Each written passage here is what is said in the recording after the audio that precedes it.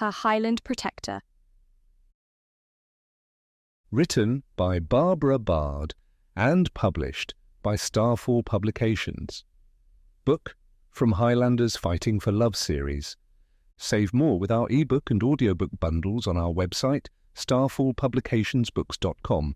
Subscribe for more audiobooks. Enjoy. Prologue. The moon rose bright and full, eclipsing the stars as the hunter stalked his prey. He scented her fear, her terror, watched her shadow hasten across the Scottish moors.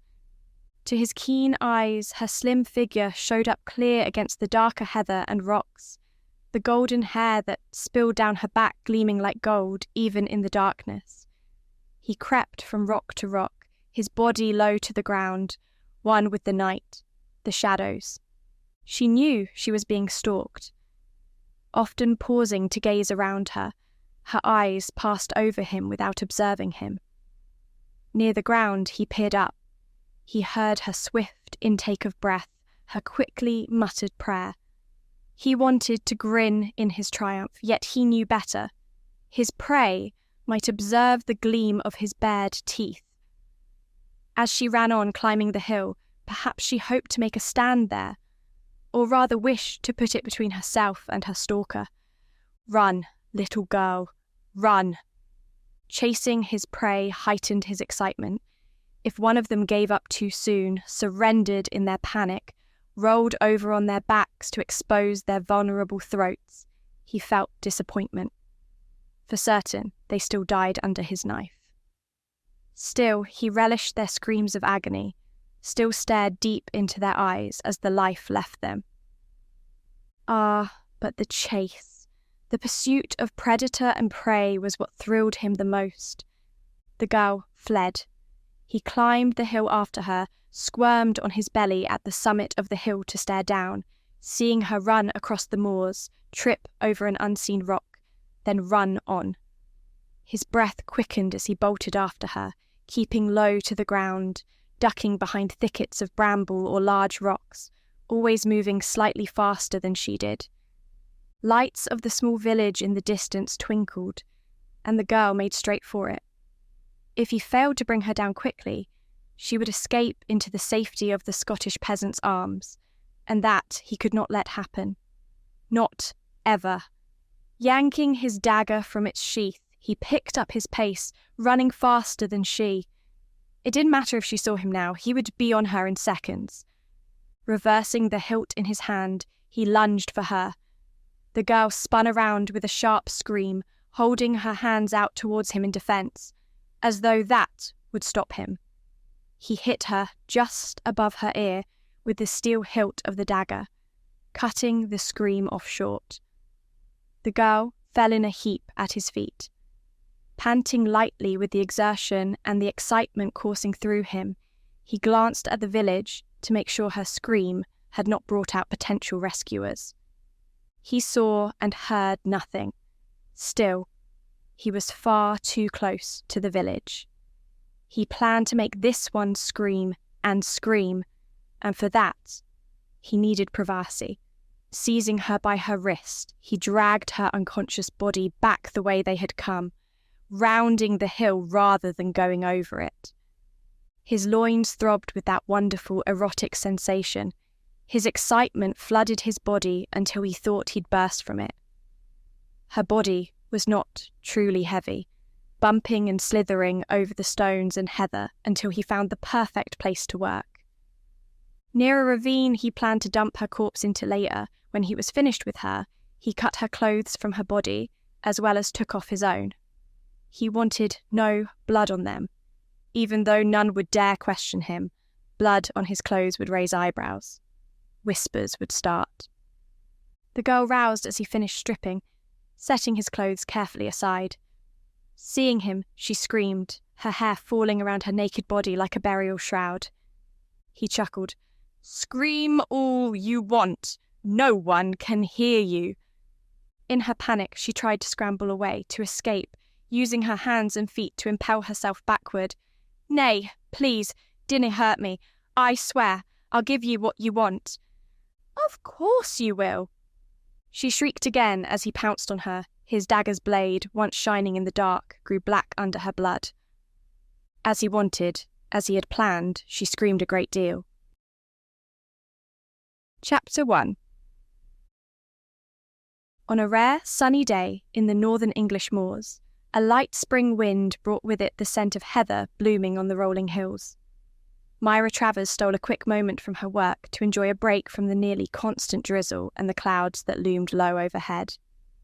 Roaming outside the castle's high protective walls, she plucked a few wildflower blossoms to breathe in their sweet odour. Gazing up at the armed men atop the ramparts, she raised a hand to wave at them. Some waved back. Her rough woolen cloak about her shoulders, Myra wandered further, gazing at the herds of cattle and flocks of sheep grazing on the moors in their pastures behind low stone walls. Herd boys followed them, guarding them against predators, armed with slings and stones if a hungry wolf came hunting. Not far to the north lay the border with Scotland, the land of the barbarian hordes whose tales of rape and bloodshed had horrified her since she was small. Unpinning her hair, she let it fall like a river of black silk to her waist, treasuring the sensation of the wind washing through it like fingers. Closing her eyes, Myra tilted her head back to better feel the sun on her skin. Breathing deeply of the sweet scents off the moors, she smiled a little, relishing the moment. For that was all she had, a stolen moment. Soon she must return to the castle and her duties. Myra. Opening them, she turned, finding the head housekeeper, and the only person in Myra's life who loved her, waving in a come-hither gesture. With a sigh, as she had hoped to stay outside for a short while longer, she obeyed the summons. With the flowers still in her hand, she approached Lilibet, her mother in all but blood. Even so, she smiled brightly, her dark grey cloak streaming out behind her. "Look," she said, holding up the flowers. "Aren't they lovely?" "Plan to put them in your room, do ye?" Lilibet asked, her own smile nearly as bright as Myra's. "I don't blame ye for wanting out on this fine day, and ye can stay out for a short while longer. I just wanted a word with ye." Myra's happy smile faded. "Is something wrong?" "What? Of course not. I wished to ask ye if ye considered marriage, lass. Ye be 9 and 10 now, and it be time to think of such things." Her happy mood gone, Myra snorted. "Who would want to marry me, Lilibet? I'm an orphan who works as a cleaning maid. I have nothing to offer a man." "Poor lass," Lilibet retorted. "Look at ye, Myra. Ye be the most beautiful girl in this district. Ye turn heads, and many o' the men here would be honoured to have ye to wife." Myra turned away to gaze over the rolling moors. "You shouldn't say things that aren't true. I am not beautiful, and no one would want me." For answer, Lilibet lifted a handful of Myra's loose hair to display. "Here now, ye have such stunning hair, lass. Skin like new milk, and who wouldn't kill for the eyes ye have? Like twin sapphires they be, jewels of the purest blue." Turning fully to face Lilibet, Myra lifted her chin. "At any rate, I'm not ready to marry. Servant girls don't have to rush into marriage like heiresses." "I just want you to consider the matter," Lilibet said. "I won't push you into anything, but you should still be looking at the available men. There'll be plenty of young, handsome lads among his lordship's men-at-arms who would offer ye a decent future." Myra gazed into Lilibet's kind, warm brown eyes and impulsively embraced her. "If I got married, who would look after you?" Lilibet chuckled, holding Myra by the arms. "You be a sweet lass to worry about me. Who knows, perhaps one day I may marry again. Old Thomas still be pestering me to marry him." Myra tried to picture Lilibet marrying the stodgy, ageing butler to his lordship, a man who had never learned how to smile. Still, he cared deeply for Lilibet, who lost her first husband right around the time she took Myra into her care. Short and stout, with curly brown hair streaked with silver, Lilibet took in the orphaned Myra when the villagers brought her to the castle as a 4-year-old child. I must be back to me duties, Lilibet said, turning. Another 10 minutes, lass, then ye best return to years. I will. Taking a moment to watch Lilibet return to the castle's bailey, Myra strolled back toward the low stone wall that marked the pastures, the shaggy heather and green grass that fed the Earl's sheep and cattle. Pondering Lilibet's words of advice about seeking a potential husband, Myra shook her head. That's not for me, she murmured. No one will love me, and I don't want anyone to. I want the freedom of being me. Asterisk, asterisk, asterisk. Like many servants in the Earl's service, Myra was in awe of him. He was a big man, robust, in his late 20s, with close-cropped blonde hair, who paid little heed to the small army of servants who kept this castle, Primshire Castle, running and himself comfortable. He returned from Scotland late the following day, riding his big roan horse, his pack of 20 men-at-arms behind him. Along with 3 other cleaning maids, Myra happened to be in the bailey as he rode in, carrying a basket of laundry. She swept low in a curtsy until he passed her by, her head bowed. As protocol demanded, she remained thus until he left her vicinity and heard his seneschal, Lord Avery, greet him, and listened to every word after. "Greetings, my lord," Lord Avery said with a bow. "I trust you had a pleasant journey." The Earl of Primshire, Lord Marsden Platt, grunted as he dismounted. "A journey to that wretched country is seldom pleasant, as you very well know." "I do indeed. I must inform you the Duchess of Greenbrier arrived yesterday." From the corner of her eye, Myra watched as Lord Primshire paused, staring at his seneschal. "Greenbrier? What in heaven's name does she want?" "I know not, my lord. I told her you were not in residence, but she insisted on remaining until you arrived." Lord Primshire shrugged his massive shoulders under his tunic and fine wool cloak. "Inform her I will see her at supper." Lord Avery bowed. "Right away, my lord." Now Myra could rise and go about her business, as Lord Primshire continued on his way across the bailey, a groom taking his horse to unsaddle and care for. His men-at-arms also dismounted, chatting and laughing amongst themselves as they unsaddled their own mounts.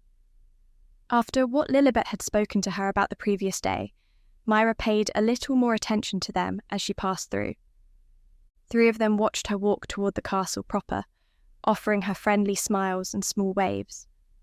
Where once she might have ignored them, she returned their smiles, blushing furiously.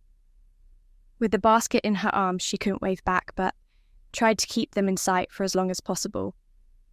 They weren't terribly bad-looking, she surmised, and seemed friendly enough. Maybe one day I'll stop to talk with them. Right then, however, she had to get the clean laundry she carried back to the Earl's manservant, as it held clean sheets for his bed. On her way up the stairs toward the Earl's private suite of apartments, she passed other servants like herself going about their business. Knocking on the door, she waited, wondering if the Earl himself was inside, or considered that he had not gotten to them yet. The door swung open. However, it was not James, his lordship's manservant, who opened it. It was the Earl of Primshire himself. Myra instantly dipped into a curtsy. Your laundry, my lord." "Oh, right, very well, bring it in." He stepped aside to permit her to enter, Myra all but tripping over her feet. As James cleaned his master's rooms, Myra had never before entered the opulent place. Frightened, in awe, she gazed around at the tapestries on the walls, the suits of armour, marble statues of half-naked people, the thick hides of sheep and deer on the flagstone floor. "Just put it down, anywhere," his lordship said. "James will take care of it when he gets back."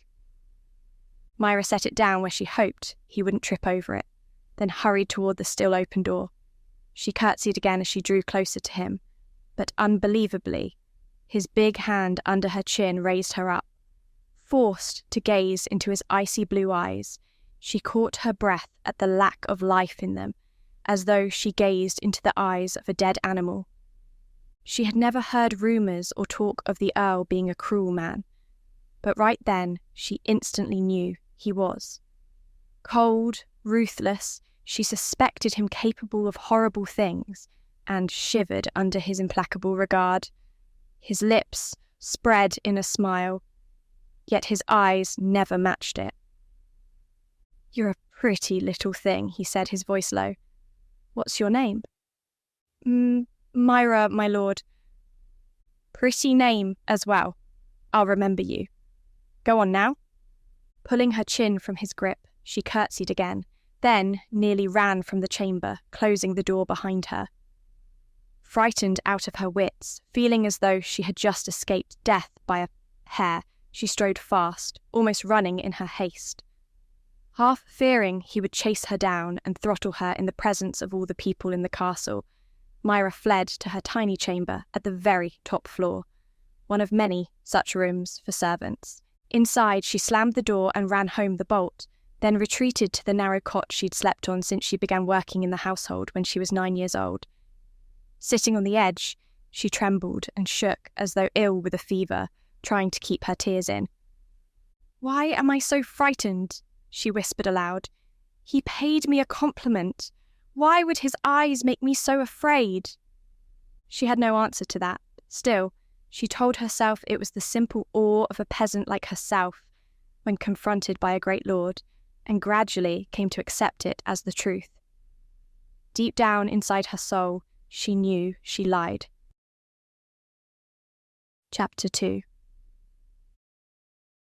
Greer, MacEilish, stood over the corpse of the naked girl in the ravine and gritted his teeth in fury. Just like all of the others, she had been cut at precise angles across her body and face, eviscerated like a deer brought down by a hunter, which Greer suspected was the intent the murderer had all along. Early spring, flies buzzed around her blackened blood, the girl's filmed eyes staring into his as though accusing him. Finally, he glanced up at the 5 clansmen standing at the top of the ravine, gazing down, their expressions as sickened as he felt. "Anyone ken who she be?" he asked. Jared McAllister, his closest friend, gestured toward the village about a mile distant. "Gavin is asking at the village now?" he replied, his fascinated stare not leaving the corpse. "When day ye think she died?" Greer shrugged, pushing his rage to the back of his mind. "I dinna. Late last evening, I'm guessing. She must be dead 8-10 hours now." "Poor lass," Jared sighed, rubbing his head. "She were a bonny thing." "Aye." Greer held his hand up in invitation for Jared to help him from the ravine. Seizing his wrist, Jared pulled him up until he stood on the edge, gazing back down at what was left of her. "How many day this make them now, Jared?" he asked. "A dozen? More?" 13, to be exact, Jared replied, resting his hand on the hilt of his sword. "Sure would like to get my hands on the bugger who is doing this." "I get him first." At the sound of a horse snorting, Greer and Jared, as well as the other clansmen, turned to find Greer's cousin Gavin and a band of villagers approaching at a walk. 2 were on horseback, the rest on foot, and one of them a stout woman with a woolen scarf over her hair. Tears tracked down her cheeks, and fear filled her plump, pale face. "Laird," Greer breathed, tilting his head toward Jared. "I'll wager that must be the lass's mother." "I nay take that wager." Gavin offered Greer a half salute as he dismounted, gesturing toward the other man on the horse. "Greer, this is the village headman, Houston Greer MacEilish, heir to the Laird MacEilish." Huston slid down from the saddle and bowed. "Laird, I thank you for being here and finding the body. We day hope and pray it may be one of ours, but we ha' a lass missing." Greer glanced as the woman approached, then stepped in her way. "You sure you want to look? If that is your lass, you ne'er want to be reminded that this will be your last look on her." The woman, perhaps in her late 30s, gazed up at him. "I must look, Laird," she whispered. "If it is my lass, I demand ye hunt down the beast that did this." "I swear it." The woman passed him by, and Greer turned to follow her, concerned for what her reaction might be. She stared down in the ravine, her skin drained of all colour. Her mouth opened. Her trembling hand rose to her lips as she stared down at the horror below. "Maisie," she whispered. Before Greer could catch her, she collapsed into a dead faint, crumpling at his feet. His rage rising again, Greer picked her up in his arms and carried her to the villagers. "Take her home," he gritted. "She should have never seen this." As the men took the grieving mother from him, Greer glared at Huston. "She is your lass. When did she go missing?" "She went to the next village over," Huston replied. "Was supposed to return by dark. We all ken about the killer stalking the moors by night. But she ne'er come home. We dinna dare gae look, nay in the dark." Greer stared down at the body. He tortured her. Then he gazed out over the moors. Too far away to hear her screams. He planned this well, he did. "Just like all of the others," Jared added, "stalks them like deer, then cuts them up and vanishes in the night." From his belt pouch, Greer pulled out some silver coins. He pressed them into the headman's hand.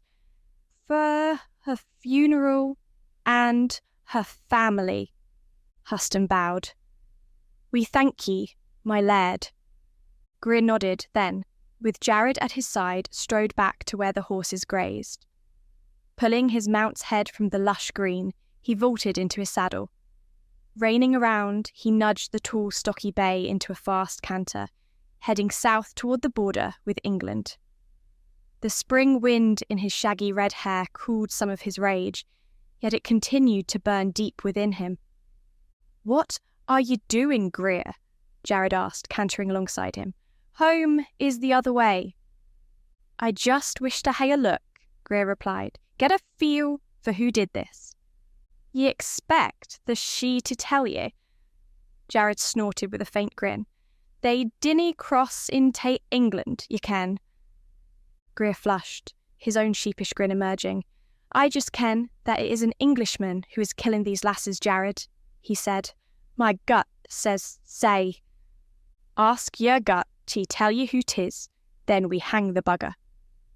"My da claims it be highwaymen and robbers who be doing this," Greer went on, ignoring Jared's request. "But the lasses are never raped, just murdered. That points to a single man, nae a band of them." Jared nodded thoughtfully, shifting in his saddle. "A single Sassenach who preys on young Scots lasses. He would be easy to find, Greer. Only every man in England hates us Scots." "Say we are looking for a sick bastard who preys on Scots women," Greer said. "But nay, just any Sassenach can cross the border and scoot back in a night. He must be close by." "He has a horse, and his comings and goings are ne'er questioned." Jared eyed him sidelong. "That could be anyone, from a merchant to a nobleman." "Aye, that is a long list. Greer, how do you plan to find this murderer? Question every man who hae a horse and freedom o' nights." Greer shook his head. "I'm working on it, Jared. 13 women slaughtered like spring lambs isn't just a small happening. This bastard means business, and he won't stop till we kill him." Crossing the rolling moors, Greer and his companions rode for about 10 miles, passing the border and halting for a brief break near a small streamlet to water and rest the horses, taking time to munch strips of dried meat from their saddlebags. Leaving his clansmen to sit, eating and talking, Greer walked to the top of a nearby hill. As usual, Jared went with him, the two as nearly inseparable as twin brothers. Squatting on the hill summit to not be seen as easily, Greer and Jared gazed south into the lands of the Earl of Primshire. Greer rubbed the scar that ran from his left cheek to his jaw, a gift from a Sassenach dagger during a raid. Misty grey with distance, a castle loomed on the horizon, built atop a rocky pinnacle ages ago. "You see that?" he asked Jared, gesturing. I do. A man living here can easily ride into Scotland and do his killing, then ride back. Greer tried to recall all of the locations where all the women had been slaughtered, and estimated every one of them was within a few hours' riding distance of this castle. How many villages are around here? Towns large enough that a killer might come and go as he pleases? Jared sucked in his breath. Only small villages with poor peasants, be anywhere between here and the region the lasses be slain. Aye. Ye be thinking, our killer is there? I do. At last, Jared nodded. I agree. That is a place to hold a murderer. He can ride to Scotland and be back within a night. The Earl be a rabid hater of Scots, Greer added, and he has a reputation for enjoying the kill. You think he be our killer? I dinna, but I aim to find out. We make camp a wee bit closer to the castle and watch for a day or two. Asterisk, asterisk, asterisk. Upon finding a spot in a tiny valley between 3 hills, Greer's clansmen picketed the horses where they could graze. A small spring nearby provided water, and the top of the hill gave Greer a clear view of the Primshire castle. Lying on his belly, hidden behind thickets, he watched the ordinary activity of a Sassenach castle, which wasn't truly different than a Scottish one. Men-at-arms guarded the high stone walls and gazed out over the rolling moors to watch for impending trouble. Sheep and cattle, as well as horses, grazed in the pastures, Greer finding plenty of holes in the castle's protection of them. He knew he could raid the place and run off with the herds and flocks with ease. Maybe we should take a few of the Earl's cattle when we depart, eh? Jared suggested, rubbing his hands with glee. Aye, Greer replied thoughtfully, tracing his scar with his thumb, his green eyes watching the men-at-arms practice their swordplay outside the bailey, servants coming and going while peasants trudged between the castle and the nearby village, and his horses. Behind the low, misty clouds, the sun sank into the west. The peasants returned home to their huts, the men-at-arms sheathed their swords and vanished into the bailey, the servants dispersed.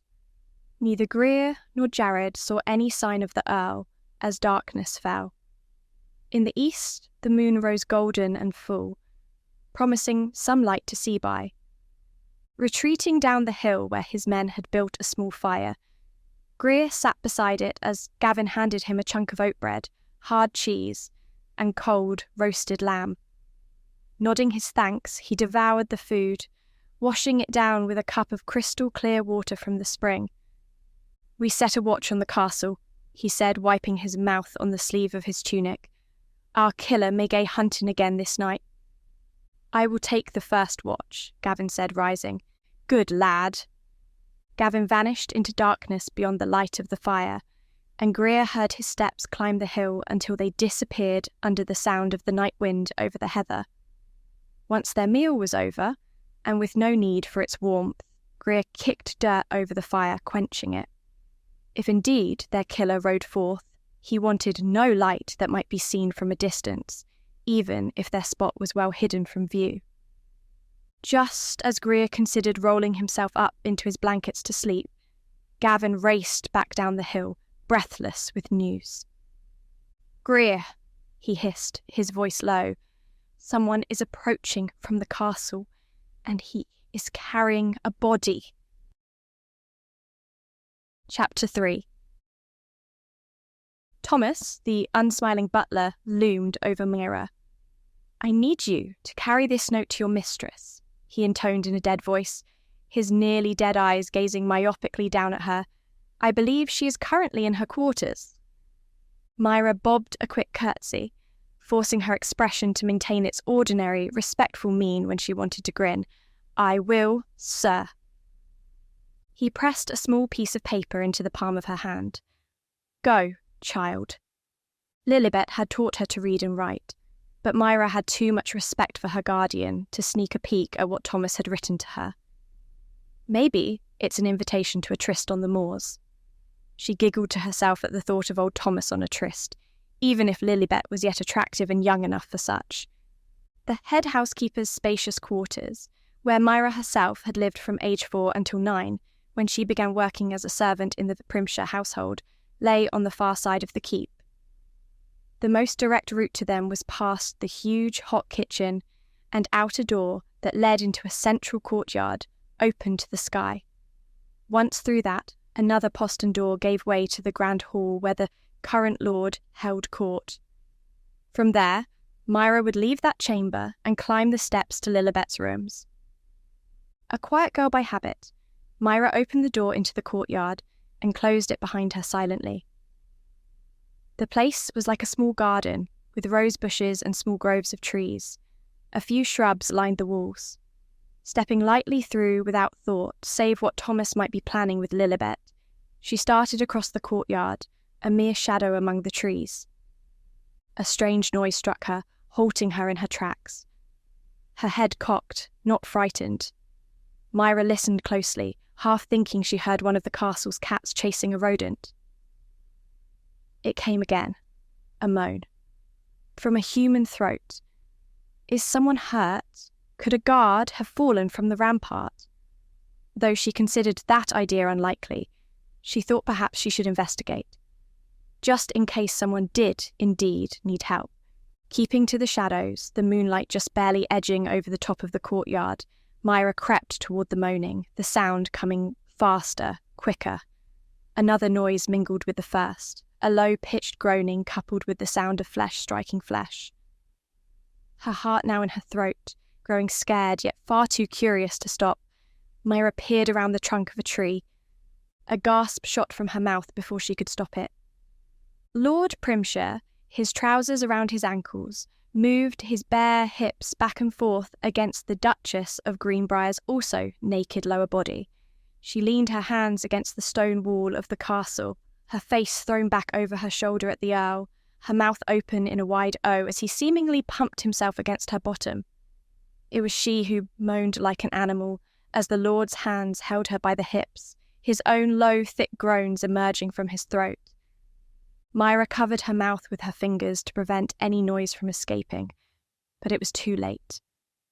Her gasp of shock at the sight of the Earl committing a strange act on the Duchess had been heard by them both. The Duchess gave a small shriek and straightened up, the Earl's thing pulling from her. He himself turned his head and saw Myra in the shadows. Before we continue into the story, do us a favour. Like this video and hit the subscribe button because it helps very much with YouTube's algorithm. If you want the audiobooks ads free, visit our website and select our bundles to save more. Thank you again. Now back to our story. The moonlight clearly showed her his lowered brows, shadowed eyes, his lips thinned in his rage. Frozen in terror, Myra hesitated, wondering what to do as the Lord yanked his breeches up and strode toward her. Knowing it was too late to run, Myra whirled and tried it anyway. Running fast toward the far door that she should have long since passed through and been gone, she heard the Earl's footsteps just behind her. Hitting the door, unable to open it, Myra turned around to face the advancing Lord, helpless in her panic. Something shiny in his fist, he swung it toward her head. The last thing she remembered seeing were his cold eyes gazing into hers. Asterisk, asterisk, asterisk. Pain. A deep, pounding throb in her head and the faint trilling of birds brought Myra into a semblance of wakefulness. She heard herself moan, felt her tongue thick and fuzzy sticking to the roof of her mouth. Opening her eyes proved a mistake, as the brilliant sunlight beaming full into her face stabbed into her aching head like 1,000 tiny swords. She tried working saliva into her dry mouth and succeeded in unsticking her tongue. "Thirsty," she muttered. "So thirsty. Here, lass, have a drink of this." A woman's voice with an accent thicker than Lilibet's Irish brogue filled her ears, and a hand lifted her throbbing head from the pillow it rested on. Myra scented the cold water before the cup reached her lips. With her hand on the woman's, Myra drank the entire cup down and craved more. She heard the splash of water and the cup once more touched her lips. "Thank you," Myra murmured after finishing off the second cup. "Ye be welcome, lass. Can ye open your eyes?" She nodded carefully. "It hurts," listening to the sound of wood scrape against stone. Myra then heard footsteps across the room. "Welcome!" relief came as the woman closed the shutters over the window, then returned to her side. "Better?" Now Myra could open her eyes without the stabbing agony. "Yes," she whispered. She glanced first at her benefactor. The woman who returned to the chair beside the bed Myra lay on was of medium height and wore a light brown dress with a leather vest over the bodice, bound together with thongs. Her auburn hair, braided into a thick rope that fell to her bosom, was a colour Myra had not often seen before. She was beautiful, however. Her brilliant green eyes smiled even as her lips pulled back from even white teeth in a smile. "What be your name, lass?" she asked. "Myra Travers. Where am I?" "This be the castle belonging to the Laird of Clan MacEilish. I be his wife, Fiona." Myra's heart beat faster in terror. She was in Scotland, a prisoner of the Scottish murderers. She shrank back in fear, unable to control her sudden and instinctive flinch. She knew her jaw slackened and that her eyes had grown round in panic. Fiona's smile faded and her brow furrowed. "Dinna tell me you be a victim of the tales that Scots be bloodthirsty heathen out to drink the blood of Sassenach children," she said, her voice cold. "Honestly," Myra nodded. "Yes," she whispered. "I was told that when I was a child." Fiona snorted in disgust. "We, here up north of the border, is sense enough to teach our young the Sassenach be the enemy, but ne'er monsters. Had I wished ye dead, child, I'd ha' killed ye, and put a poultice on your head, and set ye in a clean bed, and fetched ye fresh water to drink." Gingerly, Myra's fingers groped for the thick wrap on the source of the heavy pounding in her head. "You cared for me?" "Aye, me lad brought you home with him after he seen you dumped like a piece of rubbish on the moors."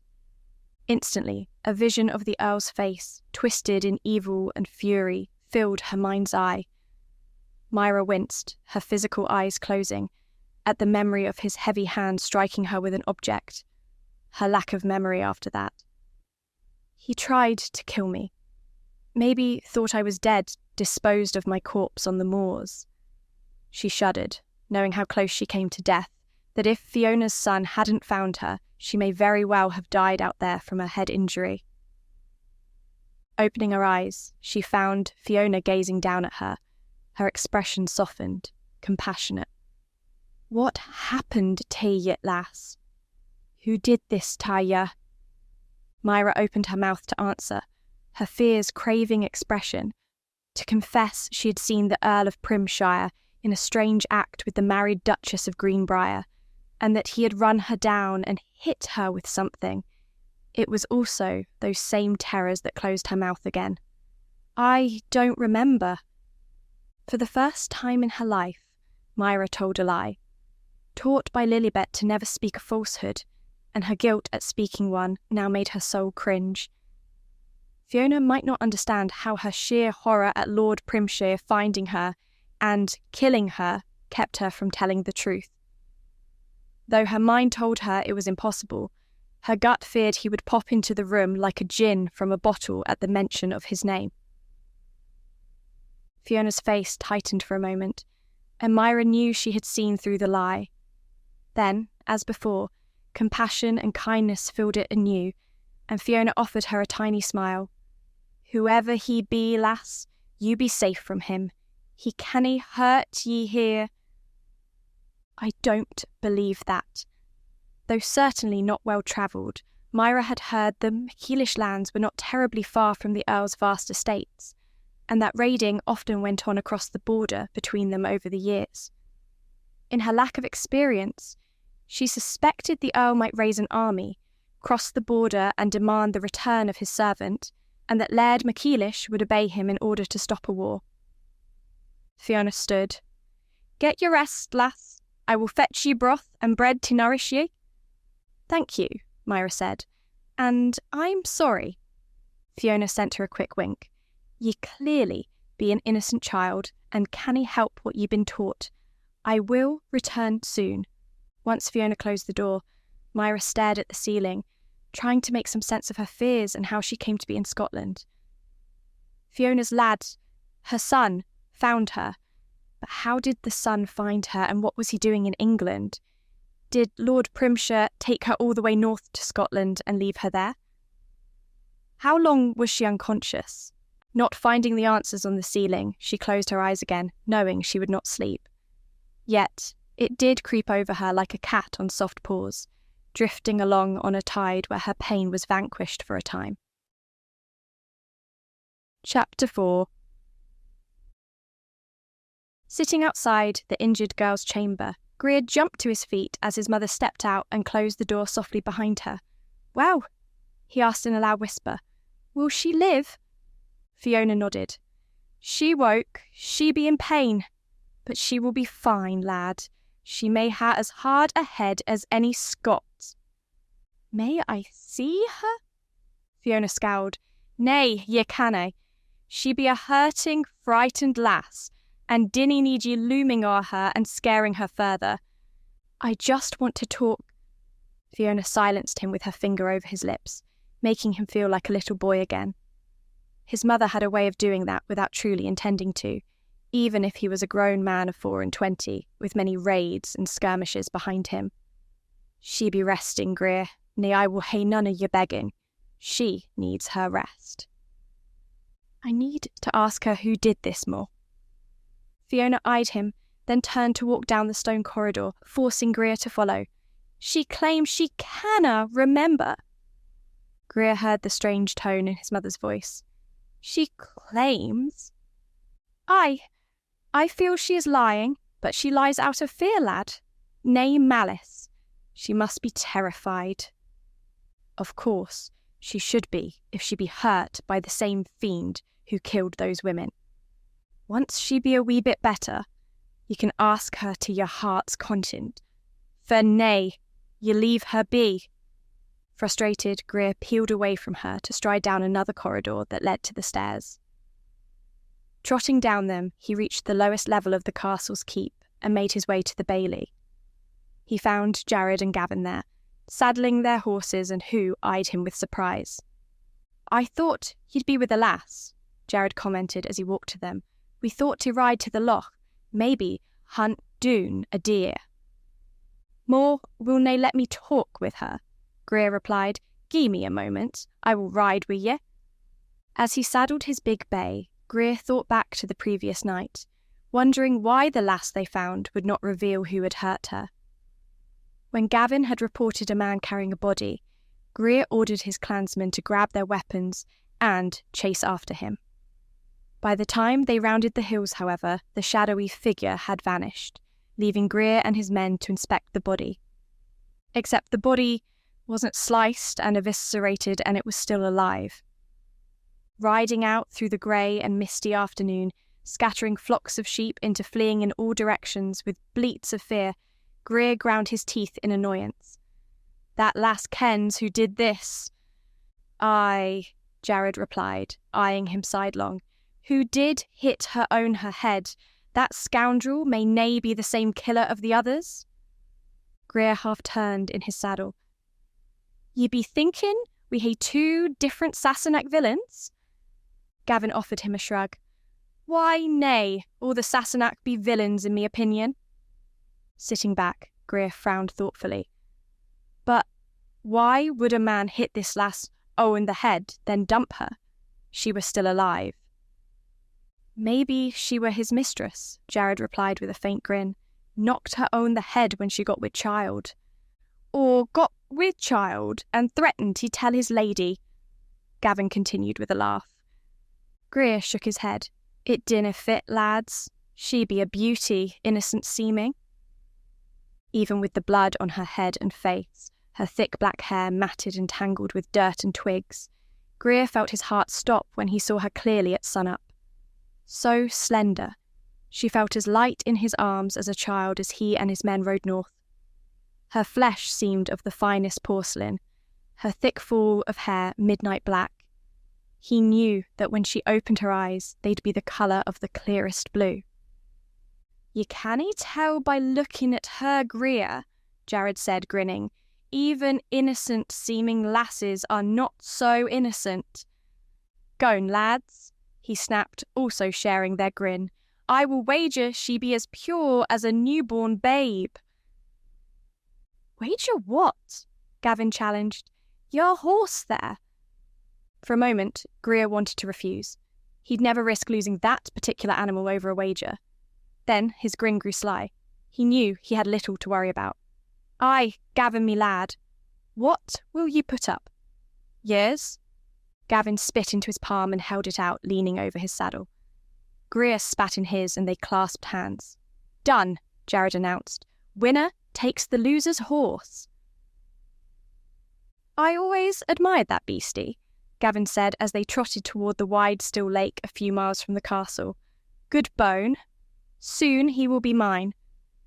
"And ye will still admire him," Greer replied, grinning. "He will ne'er be yours." Returning empty-handed from the hunt to the castle, they bantered and joked with one another as they cared for their mounts and housed them in their stalls.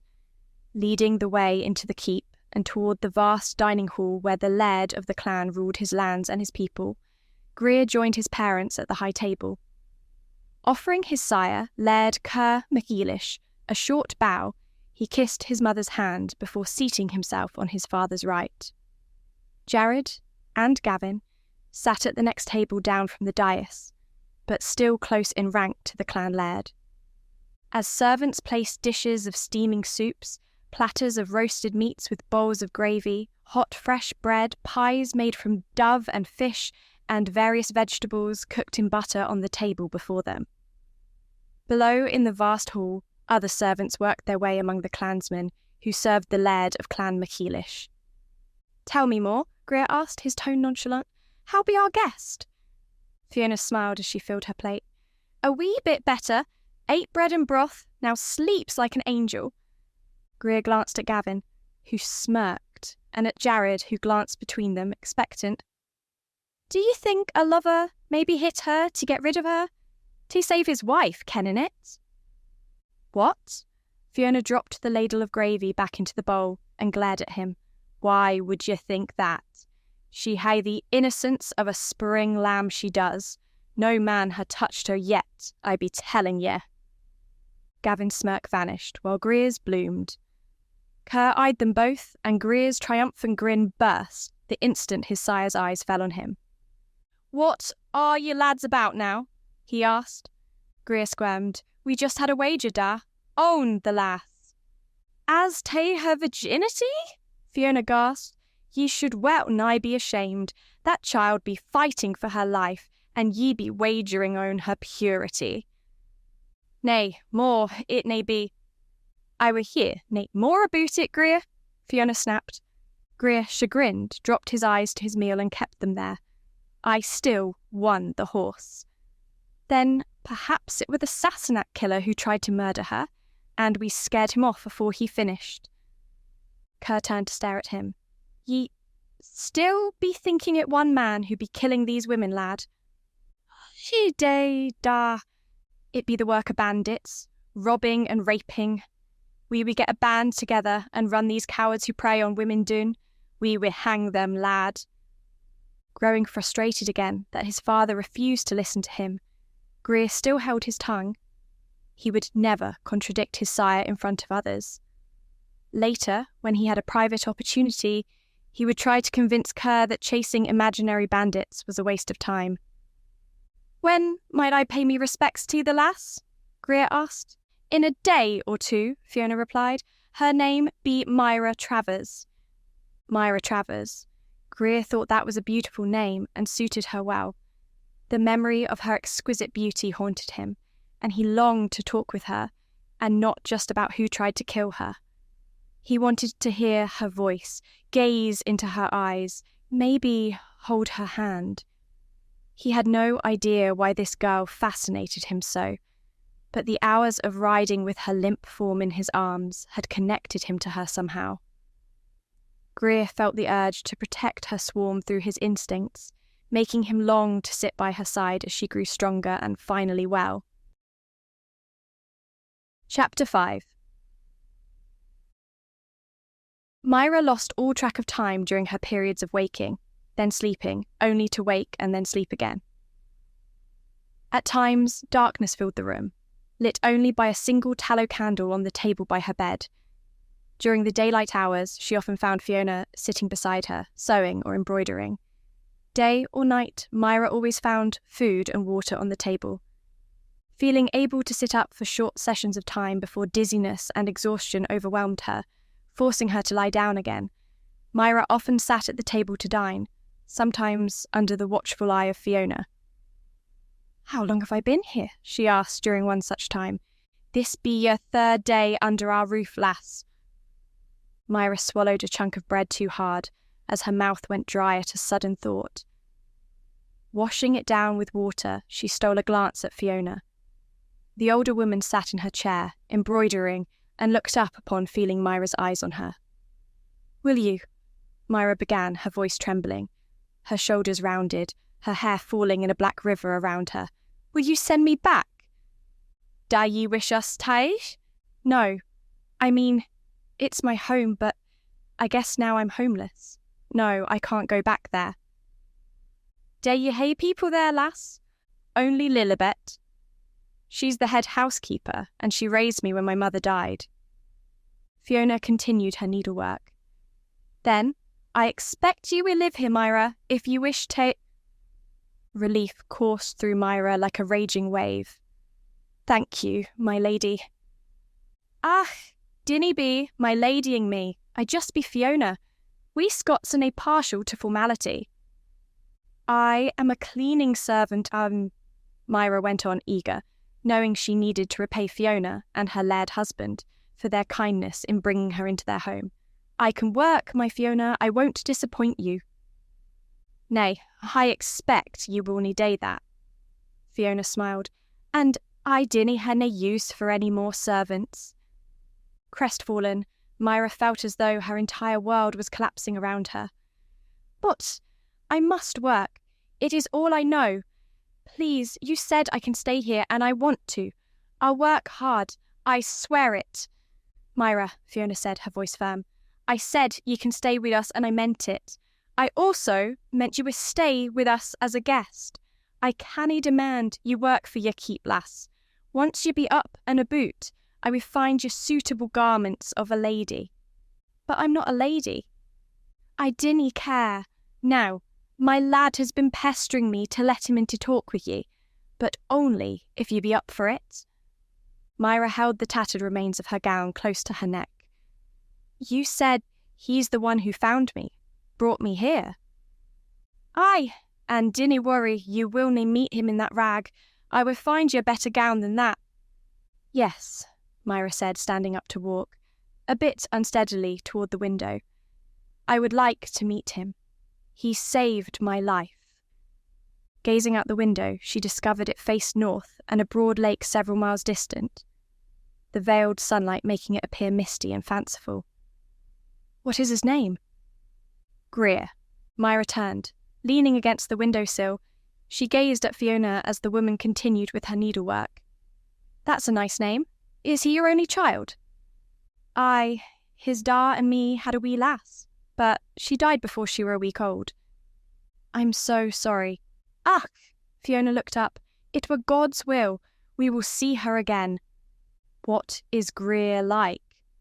"A good lad. A stout fighter will make an excellent laird to his clan one day." Her headache returning, with the dizziness on its heels, Myra made her slow way back to her bed. "I wish this pain would go away," she muttered, lying back down and pulling the quilt up to her chin.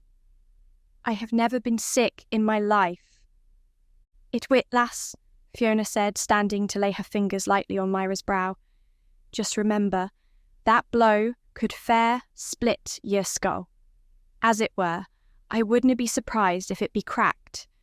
Take your time in healing. You be fortunate to be alive." "I know, and thank you for reminding me. I'm just not used to feeling helpless." "None of us are." Asterisk, asterisk, asterisk. Late the following day, Fiona decreed Myra well enough to have a visitor and brought her a silver and white gown with the same leather vest that bound the bodice with thongs. It fit Myra's slender form quite well, though it was a trifle long. Myra feared she would trip over its hem if she wasn't careful. "I will raise the hem, lass," Fiona said, urging Myra to sit in the chair to enable Fiona to brush out her long midnight locks. "Why are you going to such trouble?" Myra asked as Fiona hummed under her breath, brushing. "I mean, it's just for me to say thank you." "A lass must be presentable no matter whom she be meeting," Fiona answered, her voice dry. "I wouldna wish ye to feel shame to meet me lad wearing a rag, and your hair nae brushed." Myra had to chuckle. "I suppose that is very true." At last Fiona deemed Myra presentable, and gave her a quick nod of satisfaction.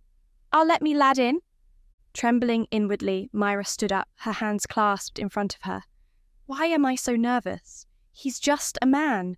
I'll be polite, tell him thank you, then he'll go his way and I'll go mine." Instead of calming her, her nervousness increased as Fiona opened the door and spoke with someone outside. Then she opened it wider, and Myra saw her saviour for the first time. She forgot to breathe. Greer MacEilish was more than handsome, more than attractive, more than any adjective Myra could think of in that moment. His brilliant green eyes, obviously inherited from his mother, gazed at her with frank fascination. Red gold hair fell to his collar.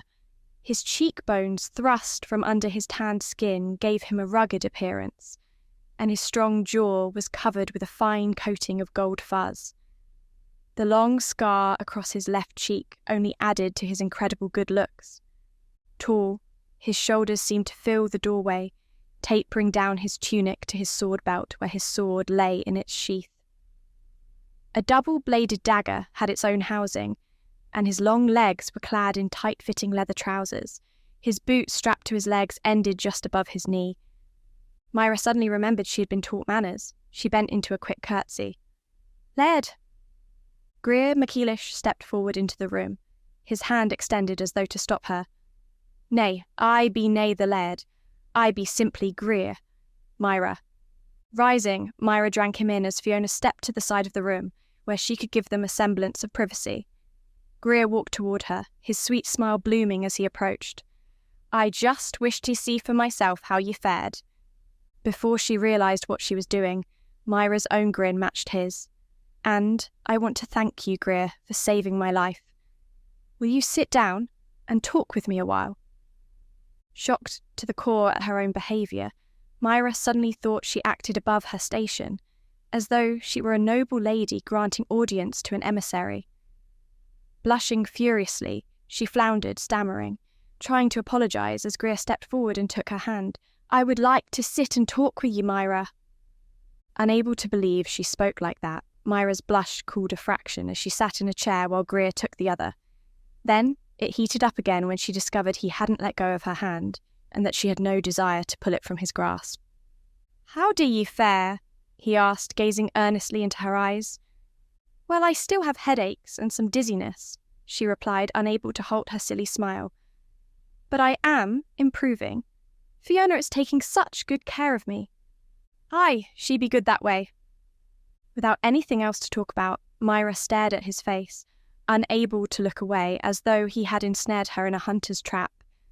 Yet he seemed frozen in time, his mouth half open, a smile still on his lips. You found me," she finally ventured.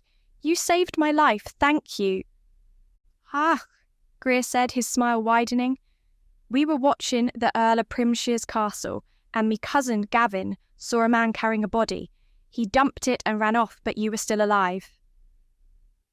At the mention of the Earl of Primshire, Myra's blood ran cold. Her mind flashed back to what he was doing with the Duchess, his evil eyes boring into hers, his raised fist with something shiny in it. Myra pulled away from Greer, her smile fading, her arms crossing her bosom as she tried to still her shakes. "Yes," she said, staring at the floor. "Thank you. If you hadn't been there at that moment, I'd be dead now." "Myra," Greer's soft voice intruded upon her terror, wriggled its way into her very heart, spreading its fingers through her soul. "Look at me." Unwilling, Myra tried to resist, shook her head in negation.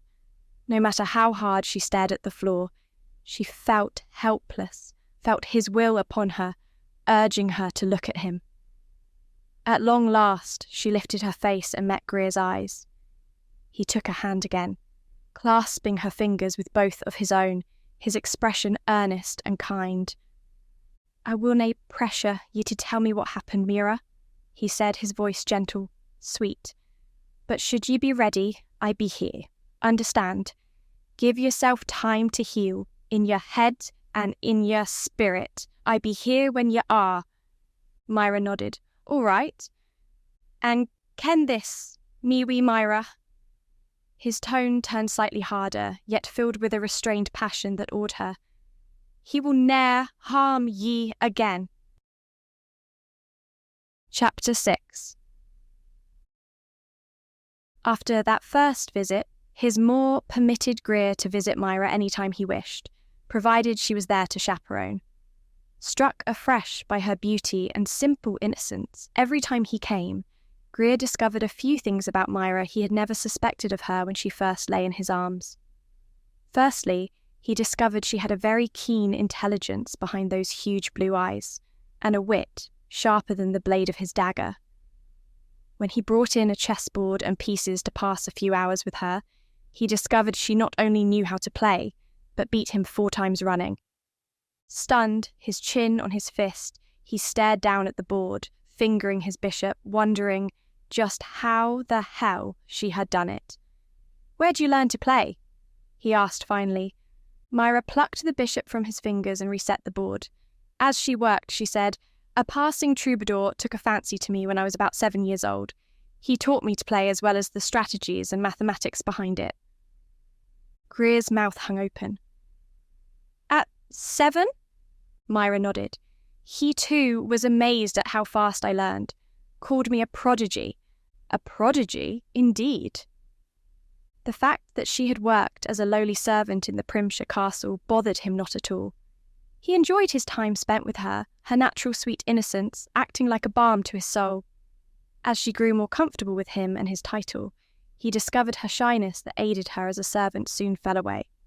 She tended to hold his hand when they sat together, laughing at his tales of life in Scotland, while she regaled him with stories of the servants in Primshire. "Do you miss this Lilibet?" he asked her as they stood hand in hand at the window, gazing out at the lake. "Yes, I do. She's the only mother I remember." Myra's face fell. "I wonder if she thinks I'm dead." "She may. One day ye may prove her wrong." At last came the day when Fiona announced Myra fit to leave the chamber, no longer an invalid, but now a full-fledged guest. As though feeling her job accomplished as a chaperone, she left Greer and Myra to wander the castle without her. Greer gave her the tour, introducing her to Jared and Gavin, and discreetly grinning as they, tongue-tied, tried to feed her compliments. "Gavin is your cousin?" she asked. "I can see the resemblance." "My da's sister's son. He is rather cute," she confided, glancing over her shoulder and waggling her fingers at him. Instantly, Greer felt jealous anger course through him in a wave. "Cute, is he? I would carve him up like a goose at feast time, He caught the amused glint in her eyes and grinned sheepishly. "You got me, eh?" "Oh, I got you. You rose to my bait faster than a starved trout." Greer slung his arm over her shoulder as they walked across the bailey. "Now, why would ye incur such jealousy in me? Didn't you know we Sassenach witches brew spells to ensnare young Scottish lads in our webs?" He laughed aloud. "Now that I do believe." Watching her with the horses in the barns, seeing her fascination for them, how she devoured them with her eyes and fondled their muzzles, he asked, "Perhaps I might teach you to ride." Myra spun on him. "Would you? Could you? Please, please, please." Greer rocked back on his heels. his hands behind his back, whistling. Myra set her hands on her hips, glaring at him until he grinned and said, I must ask me more. She may object, as you just healed from a grievous injury. If ye fall off, ye may open your wounds again. Me more be righteous in her anger. Myra sniffed. I know when I am healed enough, and I say I am healed enough. Making the rounds of the castle, Greer finally spotted Kerr with some of the clan elders, talking in a corner of the bailey. That be me da, Greer said, gesturing, Laird of the clan. Myra brushed her hands down over her skirt, ran her fingers through her hair as it hung loose down her back. Am I presentable, Greer? Perhaps I should go change. Put my hair up. Grinning, he seized hold of her hand. Ye look as beautiful as a spring day, me lass. Ye nae changin' anything. At length the elders dispersed, and Kerr gestured for Greer and Myra to come close. Da, this be Myra Travers, late from Primshire Castle, Greer said by way of introduction. Myra, I wish to present me Da, Laird of Clan MacEilish. Though constantly informed that the Scottish seldom showed their deference to their lairds, Myra dropped low into a deep curtsy. My honour, Laird. Kerr smiled slightly. Taking her by the arm, he lifted her and nipped her chin with his finger. What a lovely lass ye be, Myra. Be welcome here as me honoured guest. I would have you reside in the formal guest chambers, and leave the room ye in behind. No, Laird, she stammered. I couldn't. The room I'm in is fine, it's beautiful, and you might have someone more important you need those rooms for. Kerr chuckled. If I need them for one more important than ye, I'll ask. Take the rooms as a favour to me. Well, Myra replied slowly, as long as you let me know if you need them. I will, and I hope you join us for supper this eve. Me castle be most interested in meeting the fine Sassenach lady that recently joined us. When she arrives, I'll be the one carrying her bags. Kerr laughed. Ye be a joy to this house, Myra. To her utter horror, Kerr insisted she sit at the high table as an honoured guest, seated next to Fiona. Gazing down at the assembled MacEilish clansmen, Myra watched the servants make their way around the tables, knowing that was her place, not here among the upper class. Why can't they understand I don't belong? She caught Greer's small smile and wink tossed to her across his parents, but it failed to ease her misery. I wish to teach Myra to ride, Greer said. Dey ye hae objections, more? Fiona eyed Myra speculatively.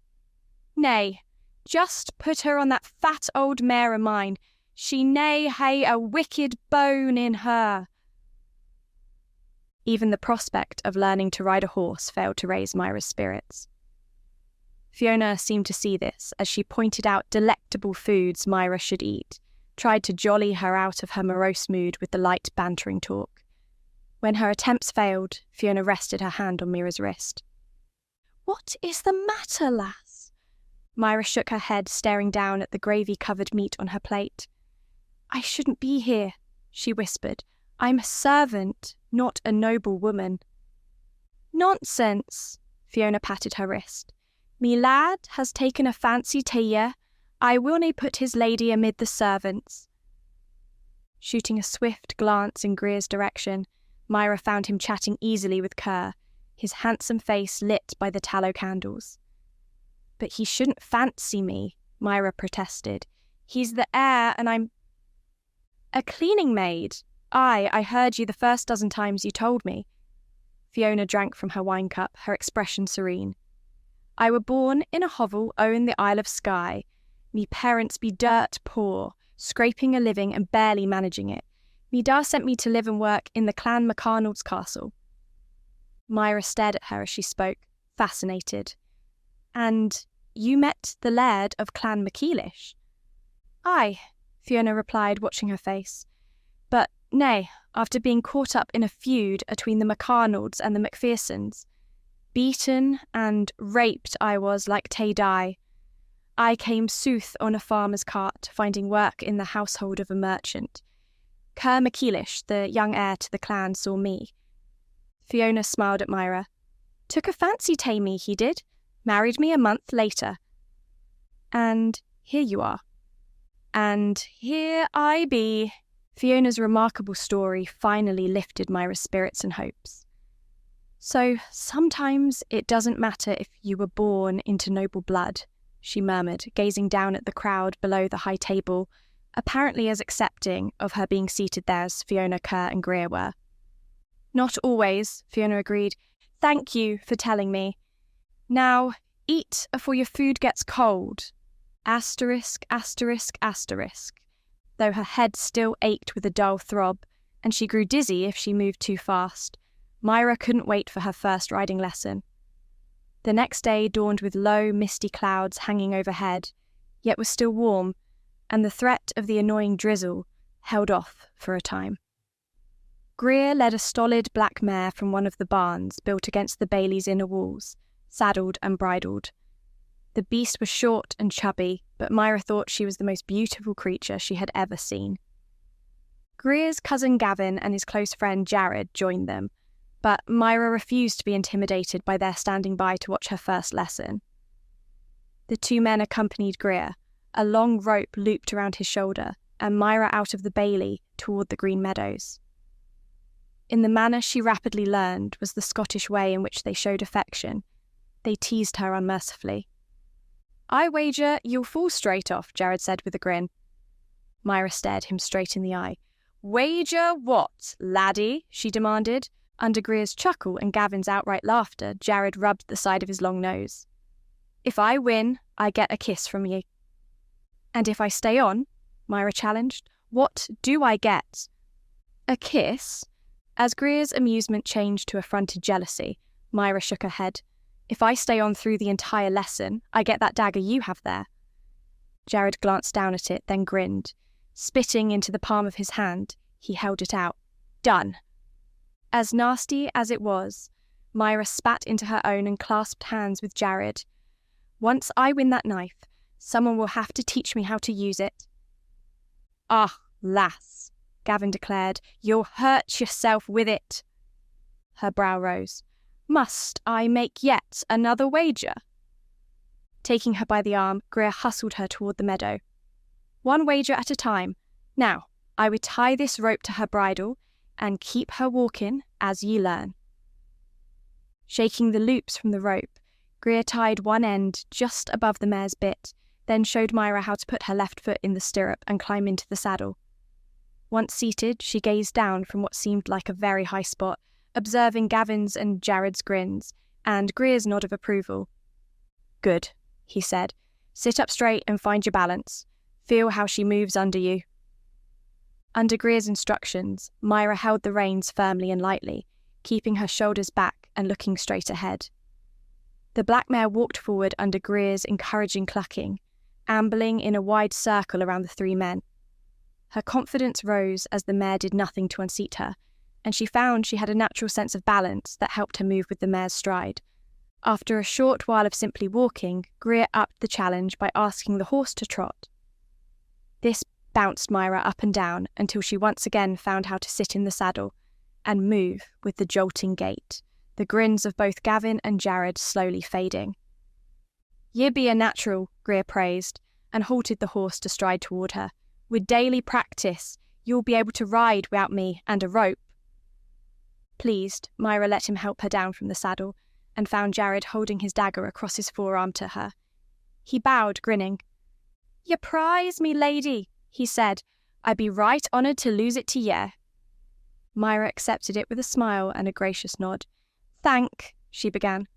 The sound of galloping hooves and shouts interrupted her. Greer, Jared and Gavin swung toward the newcomers, and Myra observed a pair of armed Scotsmen approaching at a fast pace, their horses lathered. She had no need to witness the expressions of her three companions to know the men brought bad news. Reining their mounts in a slithering halt, the clansmen saluted Greer. We found another one, the man on the left said to him. A young lass, murdered, cut to pieces. Chapter 7. Greer let loose a string of vile cursing, startling Myra with its vehemence. She bit her lower lip, glancing from him to the pair on horseback. He gazed up at the two. "Where?" he demanded. Both of them pointed at the same time. "Nearly straight south, Laird. Killed just like the others." Greer swung toward Jared and Gavin. "Saddle the horses. I would take Myra into the castle and fetch me da. He should see this." They nodded and ran toward the bailey, their swords slapping at their legs. Greer took Myra's hand and followed on their heels, the mare's reins in his grip, the two clansmen behind. "What happened, Greer?" she asked. "Innocent lasses slain by a mad fiend," he gritted, his bitter anger and frustration growing. "Girls murdered. What happened to them?" "It be right gruesome, lass," he replied. "Cut and sliced open like they were deer." Myra gaped. "Oh, dear Lord, how many—" "This makes 14. "What? Who could do such a thing?" "I do believe it be the work of the Earl of Primshire." Glancing down at her when she said nothing more, Greer found her biting her lower lip, her face drawn. "Myra, what do ye ken of him?" "Very little," she answered after a pause. "He is the Lord. Folks like me did our work and seldom spoke to him." "Does he have a reputation for doing evil?" "Not that I have heard," she whispered, her face down, her lengths of black hair hiding her expression. Suspecting she knew something more that she refused to speak of, Greer wanted to press her, demand answers. He recognized the fear in her, the terror she still owned even after the time spent in safety of the MacEilish castle, and he relented. While he felt deep in his bones that Primshire was behind it, he had no true proof. And if the servants' paths seldom crossed his, then why would Primshire try to kill one? And why was she not eviscerated like the others? "We be back soon," he told her as he passed the mare into the hands of stable grooms, then bent to kiss her lightly on the cheek. Myra nodded, her face wan, and made an effort to smile. "Perhaps your mother will help me find a sheath and a belt for this." Holding up her prize, she waggled the blade in Greer's face. "Perhaps you will teach me to use it? I might one day have to defend myself." "I will. Now I must find me da and ride out." "Go, and I hope you find who is doing this terrible thing." After giving her fingers a quick squeeze, Greer ran across the bailey, holding the hilt of his sword, into the castle. Upon making a few inquiries of servants and clansmen aside, he found Kerr engrossed in conversation with a merchant and 2 village headmen. "Forgive me, da," he said, arriving at his father's side. "There's been another killing. You should come see for yourself." Kerr's lips thinned as he eyed his son from under bushy silver brows. "Another one, lad? This makes what? How many dead?" 14, da," Kerr nodded. "Aye, saddle me horse. I be right doom." Returning to the bailey, Greer saw no sign of Myra, but discovered Jared and Gavin had not just saddled his own big bay, but also Kerr's dappled grey gelding. "Right, lads," he said, swinging up. "Da, we be along." He didn't have to wait long, for Kerr, cloaked and armed with his sword, appeared shortly afterwards. Once he mounted up, the 2 clansmen led the way southwards toward the small village of Coombs.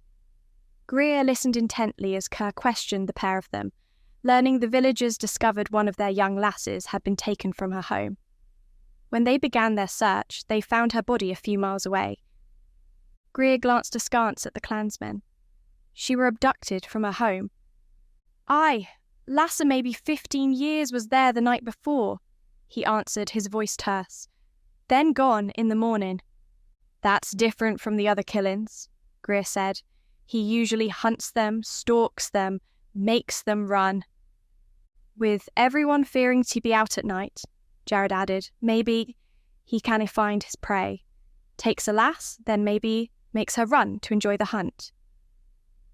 Kerr shook his head, the wind, generated by his mount's fast gallop, making his grey and black hair stream out behind him. "Bandits? Wouldna steal a lass from her home." "Da," "This be the work of one man," Greer said. "I be starting to believe ye." A flock of ravens circled over the line of rolling hills, marking where they would find the corpse. A small cluster of peasant villagers stood in a semicircle on the moors, as Greer, Kerr and the others rode toward them, the local priest intoning prayers over the lass's body. As Greer swung down, his father beside him, he strode through the tall grass and purple heather to gaze down at the corpse. Half hidden under a thicket of bramble, she lay on her back, her glazed eyes staring at the clouds above. Like all of the others, she had been cut with precision, murdered as though she were nothing more than a hunted animal. Kerr swore under his breath, his eyes narrowed and furious. Greer felt his own familiar rage rise at the senseless slaughter of a young person, whose life and future were ended at the blade of a madman. "They are all like this?" Kerr asked without looking up. "Aye, all young and bonny. Aye, and all Scottish." Greer merely nodded, even though his father didn't actually ask a question. "We think it be the Earl of Primshire," he said, his voice low for Kerr's ears alone. Kerr swung towards him. "What proof are ya?" Greer met his eyes squarely. "None, yet." "Ye must ha' proof, lad. Ye cannae accuse great lairds, even Sassenach, of such crimes without evidence." "I ken, da. I would get proof." Kerr nodded, his eyes back on the mangled corpse of what had once been a vibrant and beautiful life. "Gae wi' God, lass," he murmured. "Saints preserve ye." Greer touched his father's arm, then jerked his head to the side, silently asking Kerr to follow him. Kerr obeyed, following until Greer stopped out of earshot of the villagers. "Da," he said slowly, "we must protect these people. 'Tis our duty." Kerr nodded. "We cannae guard every village, lad." "Nay, we cannae," Greer agreed, "but we can hae all the village lasses stay near the castle till we hang this murderer." Silent for a time, staring in the direction of the body and the grieving villagers, Kerr finally gave a shrug. "Aye, start escorting vulnerable women from this village. Hey Gavin and Jared gae to others nearby. I will return and send armed lads to aid ye." Striding back to the villagers and the weeping women, Kerr spoke to them for a few moments before remounting his horse. Gavin and Jared wandered to Greer's side, watching him. "What are ye planning?" Jared asked as Kerr urged his horse into a gallop and vanished north. "Take the young lasses and keep them close to the castle," Greer answered. "Take the fiend's prey away from him." "Then what?" Gavin asked. "He stops killing while they be gone, then starts again when they gae back home." "But we be searching for evidence that Primshire be our killer while they be out of his reach," Greer replied with an evil grin. Jared shook his head. "How do we find proof?" "I be working on that. Now ride to other villages and start the lasses to the castle. Some we stay in the village while others in the bailey." "Right then," Gavin replied, offering him a half salute. "We be off." As the pair of them mounted their horses and rode in different directions, Greer trod toward the cluster of people. A wagon drawn by mules approached from the village at a jingling trot. Reining in, the men driving it jumped down from the seat with white linen. Then they, with the help of the others, wrapped the lass's body in it. Greer muttered his own prayer for the lass's soul as they carried it past him to the wagon. Touching the headman's arm, Greer said, "Now ye be sending your young lasses to the castle for their protection." The villager nodded. "We thank ye for your kindness, Laird." "I will find who be doing this and hang him." "I wish to be there when ye dee," the headman replied, spitting on the ground. "I would drag him to the gallows myself." Taking a moment to watch the corpse loaded onto the wagon, her family with her, Greer finally gestured for the two clansmen to accompany him. Mounting his horse, he reined the bay south, thinking to find the tracks the killer may have left behind. Trotting his mount toward the Earl of Primshire's castle, studying the ground, he found nothing at first. Upon crossing a small, shallow stream, he discovered hoof prints. "Would you look at that?" he said to his companions. "He walked from the place he called her to here." Greer dismounted, handing his reins up to the clansman. "Aye, keeps his horse hidden. He likes to run them down, feel their fear before killing them." Pacing around, he found the footprints of what he suspected was a big man in the soft, damp earth near the water. Following them, he thought they went into the stream, then came back out. "Did he get a drink?" Greer mused. "His horse be tied there," he went on, pointing to the thicket. "Then he gie into the water and come out." Trying to put himself into the killer's head, Greer walked back and forth along the stream, thinking hard. There be something strange about this. "What is that?" Glancing up, Greer found one of his clansmen pointing to something caught on a stone several yards downstream. Going to it, he picked it up, finding it was a heavy cloth stained thickly with blood.